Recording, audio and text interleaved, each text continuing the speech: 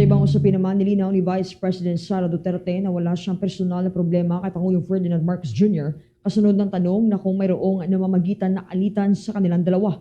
Sinabi ng Vice Presidente na ang kanyang puna ay nakatuon sa paraan ng pamumuno ng Pangulo na inilarawan niyang isang weak leader. Ayon sa kanya, nagdudulot ito ng kaguluhan sa pamahalaan kung saan nagkakanya-kanya na umano ang mga opisyal at unti-unting nawawala ang respeto sa mga institusyon. Iginiit ng Vice Presidente na wala siyang personal na galit kay Pangulong Marcos, bagamat sinabi niya posibleng iba ang pananaw ng Pangulo. Aniya ang kanyang mga pahayag ay bahagi lamang ng kanyang karapatan bilang isang mamamayan na gamitin ang freedom of speech.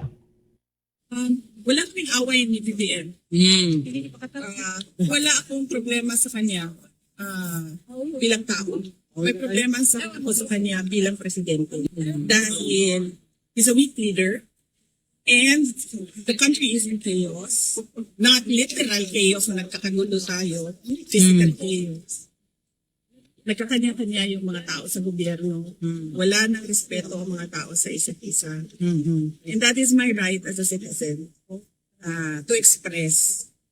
So, wala kaming alitan na personal na dalawa.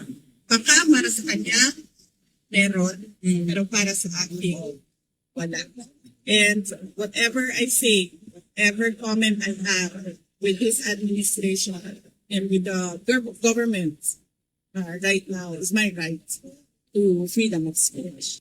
Paginapahayag ni Vice President Sara Duterte, ang pangalawang Pangulo ay nasa The Hague, Netherlands at nakikipagpanayam sa mga Filipino community doon kasabay ng kanyang pagbisita sa kanyang ama na si former President Rodrigo Roa Duterte na nakapiit naman sa detention facility ng International Criminal Court.